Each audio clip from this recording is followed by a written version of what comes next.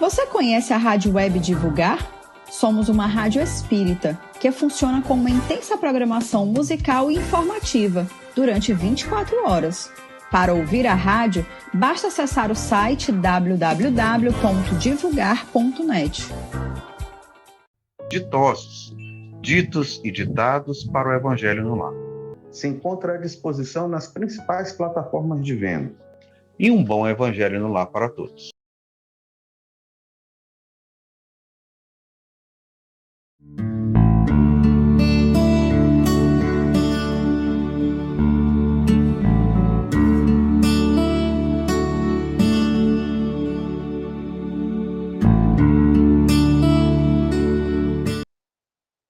Boa noite, meus amigos do Maranhão. Nós estamos aqui reunidos hoje para estudarmos sobre relacionamentos, compreensão, dedicação e dever. Eu sou Cristina Soneguete Simon, psicóloga, moro em Vila Velha, no Espírito Santo, e participo da Sociedade Praiana de Estudos Espíritas. Vamos lá? A nossa dinâmica será a seguinte: faremos uma prece inicial, uma leitura inicial, uma prece, o nosso estudo e a prece final, ok? Então, vamos lá. Do livro Ceifa de Luz, do Emmanuel pelo Chico, capítulo 52, em família e espiritual. Por que vês o argueiro no olho do teu irmão, sem notar a trave que está no teu próprio? Jesus, Mateus, capítulo 7, versículo 3. Não se conhece nenhuma conquista que chegasse ao espírito sem apoio na prática. Um grande intérprete da música não se manteria nessa definição sem longos exercícios com base na disciplina. Um campeão das lides esportivas não consegue destacar-se simplesmente sonhando com vitórias. Nos dons espirituais, os princípios que nos regem as aquisições são os mesmos. Se quisermos que a piedade nos ilumine, é imperioso exercitar a compreensão. E compreensão não vem a nós sem que façamos esforço para isso. Aceitemos, assim, as nossas dificuldades por ocasiões preciosas de ensino, sobretudo no relacionamento uns com os outros. Nesse sentido, os que nos contrariam se nos mostram como os melhores instrutores. Se alguém comete uma falta, reflitamos na doença mental que lhe terá ditado o comportamento. Se um amigo nos abandona, imaginemos quanto haverá sofrido no processo de incompreensão que o levou a se afastar. Pensa na insatisfação enfermiça dos que se fazem perseguidores ou na dor dos que se entregam a esse ou aquele tipo de culpa. Compaixão é a porta que se nos abre no sentimento para a luz do verdadeiro amor. Entretanto, notemos, ninguém adquire a piedade sem construí-la. Assim, Pai querido, nós pedimos sua presença nesse momento, nos amparando, nos orientando na forma certa de falarmos, de forma que as lições de hoje possam penetrar cada vez mais em nossos corações e nos corações daqueles que nos ouvirão. Que os nossos anjos de guarda possam estar aqui conosco nesse instante, aproveitando esses momentos e as horas de sono que logo mais teremos, para que possamos conversar sobre esses assuntos e nos aprimorarmos cada vez mais na aquisição da compreensão, para um dia chegarmos à virtude da piedade. Obrigado, Senhor, por mais essa oportunidade. Ser conosco hoje e sempre. Bom, vamos lá. Esse estudo nos foi pedido em janeiro, quando ainda estávamos no quente da pandemia, por conta das grandes questões familiares que foram surgindo devido à hiperconvivência. Fora isso, quando as pessoas já estavam voltando a trabalhar, a se encontrar em outros ambientes, também surgiram novos tipos de dificuldades resultantes do fato de que, quando nós estamos em casa por muito tempo, fazendo tudo no nosso ritmo, no nosso jeito, no nosso espaço, nós ficamos um pouquinho estimulados na intolerância. E a convivência fora de casa passou a ser um outro probleminha que trouxe muita impaciência e irritação. Então, nos pediram, para, baseado no livro Calma, do Chico, do Emmanuel pelo Chico, fizéssemos a lição Abençoa e Segue. Bom, acontece que durante a pandemia nós fizemos um estudo da coleção Fonte Viva do Emmanuel, de cada liçãozinha muito devagar. E encontramos aqui a oportunidade de reunirmos alguns desses textos nesse assunto, para nós entendermos assim, qual é a importância do compreender, qual é a importância de nos dedicarmos e qual é a importância de compreendermos o nosso dever também. Então, eu vou passear com vocês por esses livros, por esses conceitos, porque eu tenho certeza que depois daqui nós vamos compreender muita coisa de forma diferente, ok? Então, vamos lá. No livro Calma, Emmanuel fala assim: sofres talvez muito mais pelos outros que por ti mesmo.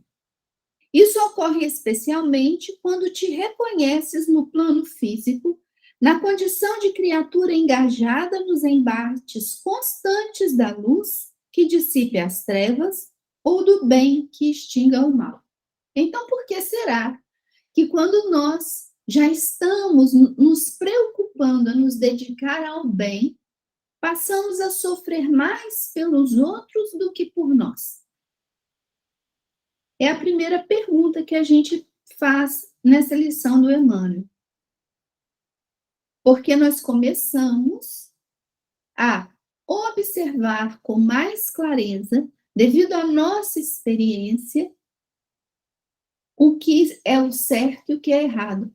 A experiência de vida, a maturidade, nos aprimora no discernimento. E aí nós vamos vendo que ali tem um que está mais egoísta, que aquele outro lá é indiferente a nós, às vezes aos próprios deveres, que aqueles outros não nos compreendem, que tem aqueles ali que não conseguem nos amar. Por mais nos esforcemos para agradar, não conseguimos agradar. E isso tudo, segundo Emmanuel, nos traz uma sensação de solidão interior. E ele diz o seguinte: quando isso acontecer, não é para nós ficarmos reclamando, não é para nós perdermos precioso tempo pensando nessas questões, pensando nessas pessoas, procurando solução para essas situações. Porque o melhor que temos para fazer é continuarmos trabalhando no bem e seguirmos com a nossa vida de acordo com aquilo que a nossa consciência nos dita. Bom, esse texto é muito claro e nós entendemos com certeza o que Emmanuel está dizendo. Mas daí a praticarmos isso é diferente. Por quê? Porque uma coisa é o que nós compreendemos mentalmente. Outra coisa é aquilo que passamos a modificar dentro dos nossos sentimentos para agirmos da maneira como Jesus pede. Por isso, nós precisamos estudar um pouquinho. E aí nós vamos chegar aqui nessa palavra. Por que Emmanuel diz que sem a compreensão a gente não chega à compaixão e sem a compaixão a gente não chega à piedade E o que quer dizer todas essas palavras? O que quer dizer, então, caridade? O que quer dizer fé, esperança? E o que quer dizer paciência? Né? Então, já que nós temos que ter esse bloco, esse receituário de virtudes, nós precisamos, pelo menos, entender o que elas significam. Dar um sentido a elas. Então, no livro Ceifa de Luz, no capítulo 29, Compreensão, Emmanuel vai dizer o seguinte: de todas as virtudes, permanecem por maiores a fé, a esperança e a caridade. E a caridade é a maior de todas. Se fora da caridade não há salvação, sem compreensão, a caridade falha sempre em seus propósitos, sem completar-se para ninguém. Então, o que é, afinal, caridade? Vamos começar por lá. Caridade é fé, caridade é benevolência, indulgência e perdão, não é isso? Benevolência, ser bom para com todos, relevar os defeitos alheios e perdoar a todas as coisas. Fácil de entender. Mas como é que eu vou ser bom com quem é mal comigo? Como é que eu vou relevar aquele probleminha que bate na minha porta, talvez há mais de 40 anos, da mesma forma, igualzinho? Como é que eu vou perdoar tantas e tantas vezes quando eu já não estou mais nem resistindo em me manter num bem-estar interior para me tornar uma pessoa agradável aos outros? Tudo isso nos leva a pensar que é muito fácil compreender, mas dá um bocadinho de trabalho de praticar. E aí que nós vamos entender passo a passo. Primeiro, o que é fé? Fé é quando nós guardamos em nós o sentimento de pertencimento a Deus. Eu preciso sentir que eu sou de Deus. Porque quando eu sinto isso em mim, eu me fortaleço em qualquer situação. E, naturalmente, a esperança surge do meu coração. Porque eu sei que vai dar certo lá na frente, mesmo que eu não saiba muito bem o que vai acontecer e como as coisas vão se resolver. Mas eu tenho certeza que se eu continuar fazendo o melhor que eu tenho para dar a cada instante da minha vida, o Pai, que é meu Pai e é Pai de todos nós, vai se encarregar de todo o resto.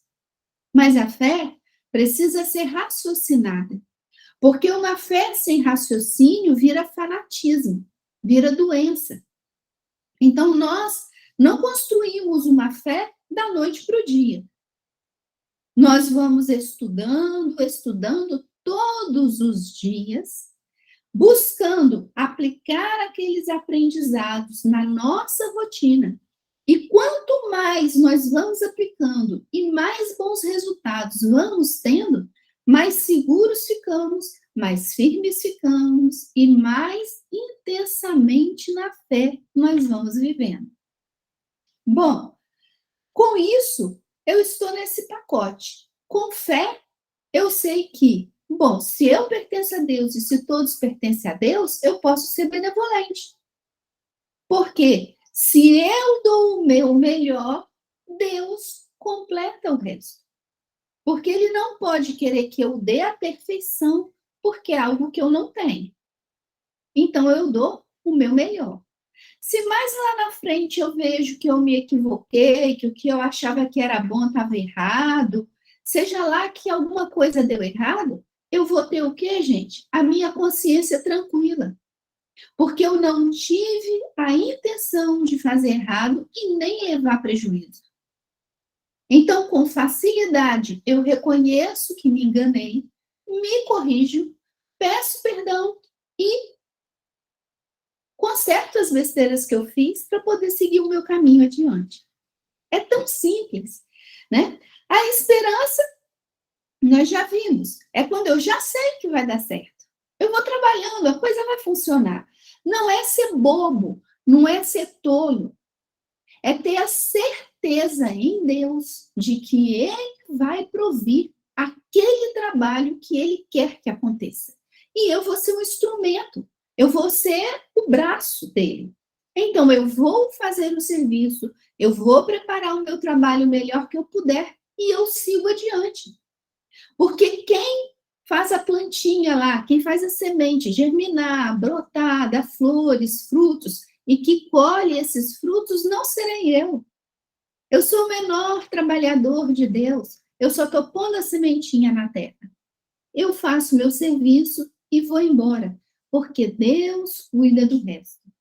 E é muito importante pensarmos nisso, porque quando nós ficamos rodeando ou esperando algum tipo de reconhecimento, algum tipo de agradecimento, algum tipo de destaque para nós, nós vamos viver frustrados e entristecidos. Porque é simples, é simples. Eu não posso fazer o bem condicionado no elogio ou no reconhecimento do outro. Porque senão eu não estarei sustentando o bem com as minhas próprias pernas. Eu estarei sustentando meu bem como? Escorado no olhar do outro. Então, é muito importante entendermos isso. Eu preciso ter o sentimento de que eu pertenço a Deus, que a minha consciência está em paz e eu estou bem com Deus. E é justamente essa posição que nos mantém com segurança, que nos mantém firmes na conservação da paz relativa que nós já alcançamos. É muito importante nós entendermos esse pedacinho, porque o Emmanuel diz que nós temos a obrigação de conservarmos a paz relativa na qual estamos, para que ela possa se ampliar cada vez mais. Então, eu preciso estar em paz com a minha consciência e com Deus, porque fica fácil de eu corrigir quando eu erro, fica fácil de assumir que fiz besteiras, porque nós fazemos besteiras todos os dias. Então, vamos lá. Para isso acontecer, nós vamos precisar ter o quê, gente? Paciência. Ah, mas paciência? Olha, sou psicóloga, deixa eu ver, há 32 anos, mas eu não havia avaliado paciência do jeito que Emmanuel ensina. E paciência, Emmanuel relaciona a duas palavras, tá? Calma e tolerância. E eu também achava que sabia o que era calma e o que era tolerância, até fazer essa palestra. Vamos lá. Calma vem do grego calma. É quando o vento no mar passa a correr numa velocidade de 10 km por hora. Aí vira aquele mar de brigadeiro. Tá tudo tranquilo. Um barquinho à vela não vai para lugar nenhum. Fica paradinho lá, porque não tem vento soprando. E porque o vento vem nessa velocidade muito baixa, o que acontece? O ar esquenta, fica mais quente. Então, o que é calma? Vai devagar. Vai devagar. Nesse mundo nosso, é até engraçado pensar nisso, né? Porque é tudo para ontem. Para antes de ontem, ninguém tem calma mais para nada, mas olha lá, paciência está relacionado a fazer tudo devagar. Primeiro lugar. E vem a tolerância, que vem do latim tolerare, que significa aceitar.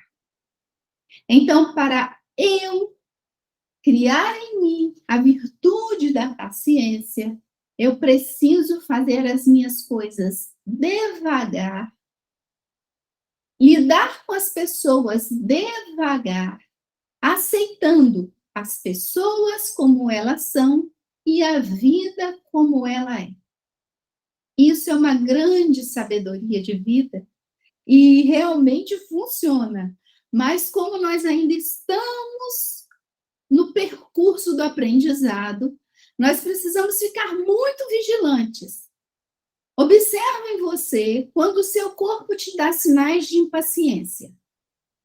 Quando começar a tremer os nervos debaixo da pele, dá aquele arrepio na nuca, aquele embrulho no estômago, aquela dor na barriga, que a impaciência está chegando, é hora de respirar.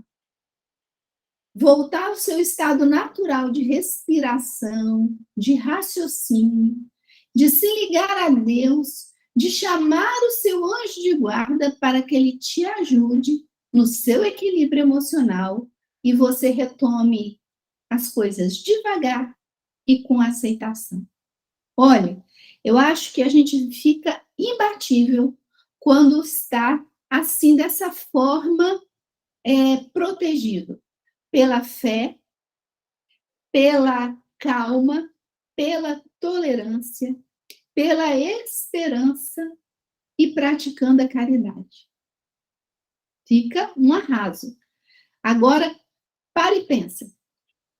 Se eu sigo os conselhos de Jesus, eu vou ser muito mais o quê? Feliz. Muito mais feliz. Ah, mas Cristina, essa história de felicidade aí, não. Eu vou só falar uma coisa. Alegria não é felicidade, tá? Alegria é emoção. Alegria é uma reação do meu corpo a algum evento, ou interior ou exterior, que me trouxe aquela satisfação, alegria dá e passa. Felicidade é uma escolha de vida. Eu escolho ser feliz, apesar das dores, dos problemas, das dificuldades da vida. Mas eu só posso escolher ser feliz quando eu estou de bem comigo mesmo. Quando eu estou satisfeito com quem eu sou, em como eu faço as coisas, como eu lido com as pessoas, como eu lido comigo mesmo, como eu resolvo a minha vida. E aí é que o Emmanuel vai nos dizer, e vamos chegar lá nas nossas relações. Ele fala, eu posso até procurar aqui para vocês, onde que exatamente que ele fala isso. No Ceifa de Luz, no capítulo 10, Doentes em Casa, ele fala o seguinte, que eu criei a imagem, tá? Em cima do texto do Emmanuel, porque eu fiquei me imaginando lá no plano espiritual, junto aos amigos espirituais, aquela turma bem afinizada, aquele ambiente que você se sente relaxado, em paz, seguro. Gente, quando a gente está só perto de gente amiga, é muito bom, né? A gente se sente forte, equilibrado, pode fazer qualquer negócio. Então, nós estamos lá planejando a nossa reencarnação, ok? E lá, pelos tantos, a gente lembra daquela pessoa que a gente não vê há muito tempo, daquele outro que conviveu com a gente em outra vida. E a gente pergunta, como é que está fulano? Como é que está cicrano?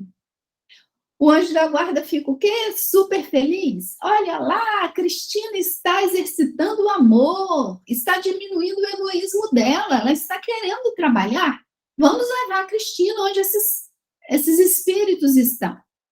Então, a gente vai lá no umbral, lá nas enfermarias, lá naquelas zonas de sofrimento, e pede que essa ou aquela pessoa reencarne dentro do nosso planejamento, próximos de nós, para que com o nosso convívio, nós possamos assisti-los em seu refazimento. Aí que eu coloquei a palavra dever, entenderam? Porque, veja bem, compreensão estudamos bem. E agora estamos estudando dever. Se eu pedir, o compromisso é de quem? Não é do vizinho, é meu mesmo. Eu pedi. Então, alguma coisa eu tenho para fazer. Alguma coisa eu posso fazer para ajudar. Aí Emmanuel diz, vou ler a frasezinha dele. Nascem no grupo familiar, realmente convidados por ti mesmo ao teu convívio, para que possas assisti-los no devido refazimento. Haha, nós pedimos. E agora que nós entendemos isso, nós vamos entender um próximo passo. Emmanuel diz que esses espíritos, então, vêm conosco, mas resolvem não cumprir a parte deles. Ah, para que eu vou fazer isso? Deixa aí no ombro de Cristina, porque ela não é tão boazinha, ela resolve, ela sabe. Então, vão colocando a cruz deles nas nossas costas. Quem é que aguenta carregar 2 cruzes? Cada um tem a sua para carregar, porque Deus dá o frio conforme o cobertor. O que Emmanuel diz? Que não é ajudar a carregar a cruz do outro. Que nós precisamos compreender o quê? Bom, nós não podemos obrigar ninguém a caminhar conosco. E nós não podemos ajudar quem não quer ser ajudado. Se eu quiser resolver a minha vida mais a vida do outro, a minha vida vai ficar mal resolvida. A do outro também vai ficar mal resolvida. Então, nós teremos 2 planejamentos reencarnatórios com pouco resultado. Então, o que Emmanuel diz? Eu vou falar para não dizer que eu que estou inventando moda. Impraticável carregar conosco os que voluntariamente se marginalizam na negação. Muitas vezes assumem atitude contrária ao que seria melhor para eles, se anestesiam na inutilidade, no supérfluo, vagueiam no curso de uma existência inteira, desertam dos seus trabalhos, não se harmonizam com a disciplina. E o que Emmanuel nos aconselha? Não pares na estrada a percorrer com o propósito de disputar-lhes apoio e entendimento. Então, a gente não pode perder tempo querendo convencer o outro de pensar como nós. Cada um tem seu estágio evolutivo, cada um tem seu tempo de maturação. E, de repente, aquela cruz que ele não está carregando adequadamente servirá para ele de aprendizado e de correção no futuro, porque o arrependimento é uma grande professora, ou é um grande professor, não é verdade? Então, Emmanuel vai dizer o quê? O que nós deveremos fazer? Nós deveremos entender que, no capítulo 30 do Ceifa de Luz, a esmola maior de todos, da esmola santa que pacifica o ambiente em que o Senhor nos situa, que nos honra os familiares e enriquece as bênçãos, o ânimo dos amigos, a esmola de nosso dever cumprido. Nós fazemos a nossa parte, porque a nossa paz relativa é o que vai pacificar e ajeitar a nossa volta. Porque se nós estamos bem, nós podemos auxiliar. Se nós estivermos mal, nós precisaremos ser auxiliados. Então, sempre precisamos colocar o nosso dever à frente. Então, Emmanuel vai dizer, no livro Pão Nosso, capítulo 38, Conta Particular, que é necessário que cada um de nós conheça o que nos toca a tranquilidade individual e que guardemos a digna atitude de compreensão dos nossos deveres próprios. Por quê? Porque se cada pessoa do planeta cumprisse seus próprios deveres, 2/3 dos problemas sociais do mundo estariam resolvidos. Isso é muita coisa. Isso é muita coisa. E a solução é muito simples. Então, vamos lá compreendermos. O que é o nosso apoio? O apoio vem justamente do início, na compreensão. Bom, já que eu não posso carregar a cruz do outro, mas que eu tenho um dever com ele que eu marquei antes de reencarnar. O que eu posso fazer? Nós vamos começar com a palavra compreensão, ok? E vamos desenvolver a compreensão até a virtude da piedade. Olha lá. Quando eu compreendo o outro, eu vou buscar a intenção do outro em relação a mim ou aquilo que ele quer fazer. Qual é a intenção dessa pessoa? Aí, compreendendo isso, eu vou para o segundo passo, a empatia. Eu compreendendo essa pessoa, entendendo a intenção dela, eu vou ver o mundo a partir dos óculos dela. Ok? A empatia me permite ver o mundo através do olhar do outro. Aí eu vou para o terceiro passo, a compaixão. Eu vou compartilhar a dor daquela pessoa, mesmo sem concordar com nada, nem com o motivo, nem com o meio de resolver, nem com nada. Eu não preciso concordar com a pessoa para sentir compaixão. Muitas vezes nós vemos os nossos queridos tomando decisões na vida que, pela experiência de vida, nós já sabemos que vai dar errado. Mas nós precisamos deixar que eles aprendam suas próprias lições. Então, nós estamos aqui no estágio de compaixão. Então, a gente vai dizer o quê? Amigo, não concordo com nada, nem com o que você está fazendo, nem com a sua intenção, com nada. Mas se você precisar de um abraço, eu estou aqui. Isso não é ser conivente. Isso é dar apoio. E aí, nós vamos chegar um dia na virtude da piedade. É quando nós vemos o exemplo de Jesus, que quantas e quantas vezes chorou. Jesus chorava porque ele se sentia triste com a tristeza que nós estávamos plantando para nós. Ele sabia que as nossas escolhas nos levariam a 1000 anos de idade média, de idades da treva, do domínio do mal sobre a treva, ou sobre a terra. Então ele chorava, porque as nossas escolhas eram equivocadas, mas o que ele podia fazer? Ele precisava nos deixar adquirirmos as nossas próprias experiências. Então, quando nós falamos compreensão, dedicação e dever, nós estamos dizendo justamente isso.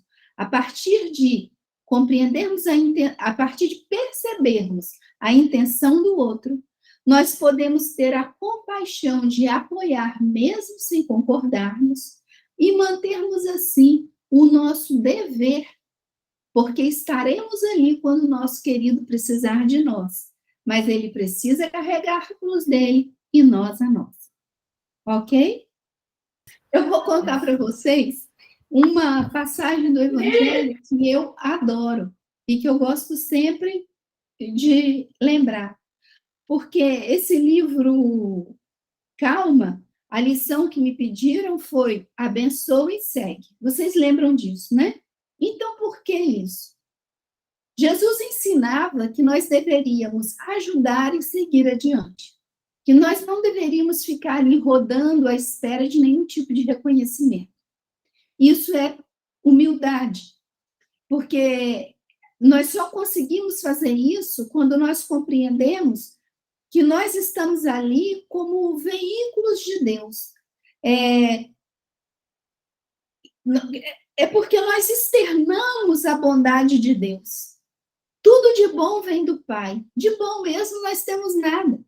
Então, é através de nós que Deus faz o bem, que nós trazemos como veículos o amor à terra. Jesus ensina isso todo o tempo. Mas tem uma passagem de quando ele já havia desencarnado, que estava naquele período em que ele ficou aparecendo para os discípulos e organizando com seus apóstolos as missões e as tarefas de cada um. Ele chega numa tarde no lago de Genezaré e os meninos, né, estão lá pescando. Eles não reconhecem Jesus. porque aparece um homem na beira do lago e diz: joga a rede para aquele lado. E gritam de lá: não adianta, já estamos aqui o dia inteiro, já jogamos rede pelo lago inteiro e não pescamos nada. Ele joga a rede para aquele lado. Não adianta, eles já estavam irritados, não adianta. Então ele fala de forma incisiva: joguem a rede para o outro lado. E quando eles jogam, vem tanto e tanto peixe na rede que o barco quase afunda. Então, o outro barco precisou chegar perto para dividir a carga. E eles vêm para a areia, né, do lago. Eu não sei se vocês sabem, mas Pedro e André eram irmãos, e João Evangelista e Tiago Maior também eram irmãos. E os pais deles eram sócios numa empresa de pescaria. Eles tinham uma empresa de pesca, eles tinham muitos barcos, e eles alugavam aqueles barcos para serem usados, né? Então, eu acredito, isso é uma ideia particular, que eles estavam ali naquela situação, ok? Então, o que acontece? Eles vêm para a areia e reconhecem Jesus. E ficam sentados com Jesus. Aí, comem, né? E Jesus, naquele momento, fala para cada um a tarefa de cada um, a missão de cada um, o destino deles, qual seria. E eles saem pela estrada, conversando, e Jesus vai na frente com Pedro, contando a Pedro os detalhes do seu apostolado. Já que ele seria o líder, ele precisaria de mais instruções. Só que João Evangelista, ele conheceu Jesus, ele devia ter mais ou menos uns 14 anos. E ele era apaixonado por Jesus. Ele não desgrudava de Jesus. Tanto que tem passagens de Jesus que só estão no Evangelho de João, né? O encontro de Jesus com Nicodemos, várias outras coisas. Bom, João vai atrás dos dois. João estava com o ouvido o quê, né? Colado na conversa.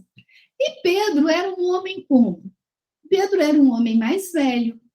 Pedro não era um homem expansivo, ele era mais interiorizado, ele era mais imediatista, ele gostava de resolver as coisas dele, ele gostava de ter as soluções, ele gostava de entender. Porque quando ele compreendia, ele praticava. E ele tinha um tal magnetismo, uma tal força, que ele convencia no falar. E o João atrás, né? Ele, nessa época, então, tinha 17 anos, mais ou menos. Tá ali atrás, querendo ouvir a conversa. Então, aí Pedro para e fala assim, ô mestre, o senhor falou de todos nós, deu tarefa para a gente, explicou o nosso destino, mas e ele? Para ele não sobra nada, não? Aí Jesus olha para Pedro e fala assim, se eu quero que ele fique até que eu venha, que te importa a ti? Segue-me tu.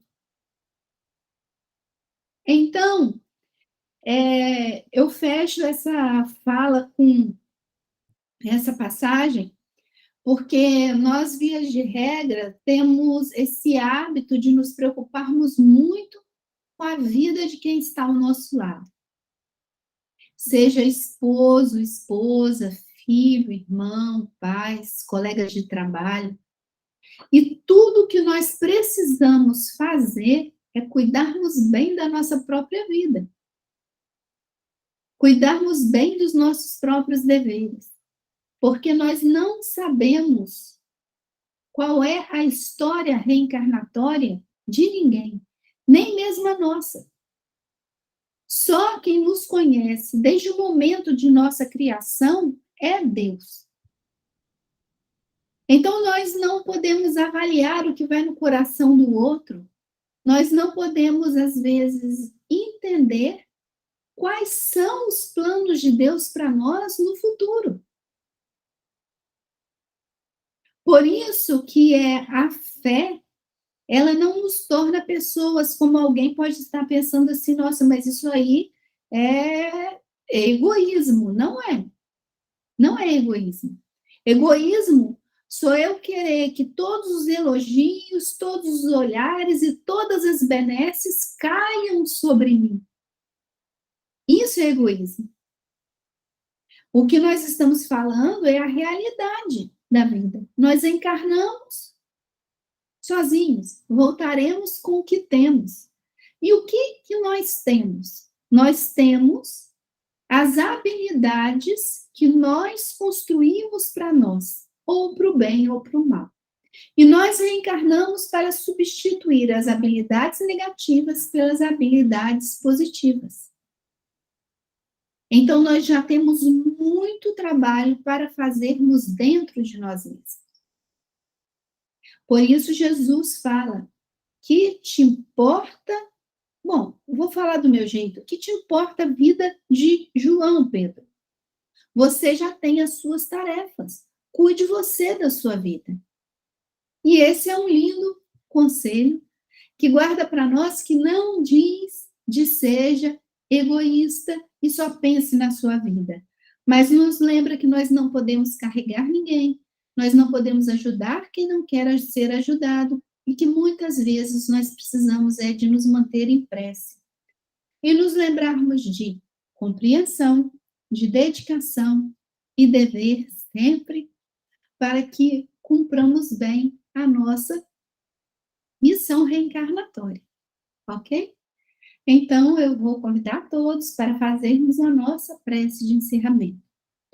Há pouco eu falei que quando nós começarmos a ficar irritados e nos sentirmos nos desequilibrando, que nós devemos fechar os olhos e voltarmos para nosso estado natural de respiração e pensamento.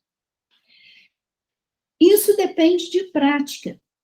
Depende de fazermos diariamente para descobrirmos como é esse estado nosso. É o autoconhecimento. Então, eu vou mostrar para vocês que a gente pode fazer isso com muita naturalidade. Nós fechamos os olhinhos e prestamos atenção na nossa respiração. Quando nós prestamos atenção na nossa respiração, nós trazemos a nossa mente para aqui e agora.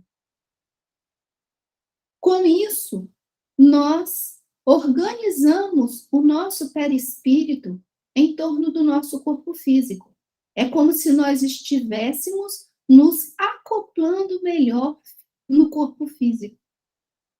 E só isso já nos ajuda a economizar energia e a nos trazer uma sensação mais de fortaleza, de equilíbrio, de harmonia. Então, quanto mais eu faço isso e mais experimento essa sensação física, mais seguro eu fico no controle de mim mesmo, ok? Então, a gente fecha os olhos, respira, e, de repente, depois de umas 5 respirações, começa a observar se no nosso corpo tem uma região tensa, se tem alguma região dolorida, se alguma parte não está bem. E aí nós vamos nos acalmando. E se por acaso a mente vier muitos pensamentos, nós deixamos esses pensamentos voarem como se fossem balões que se estourassem no ar. Eles não têm muita importância. Eles geralmente são a lembrança das últimas coisas que nós fizemos durante o dia ou de alguma preocupação com a qual estamos. É só esvaziar. E quando nós estivermos nesse silêncio, é que nós estamos prontos para conversarmos com o Pai, como Jesus nos ensinou. De outra forma, só falar um monte de coisa com a mente e o coração agitado, os espíritos que estão à nossa volta ouvirão o que nós falaremos, ouvirão o que pediremos a Deus, o que pensaremos.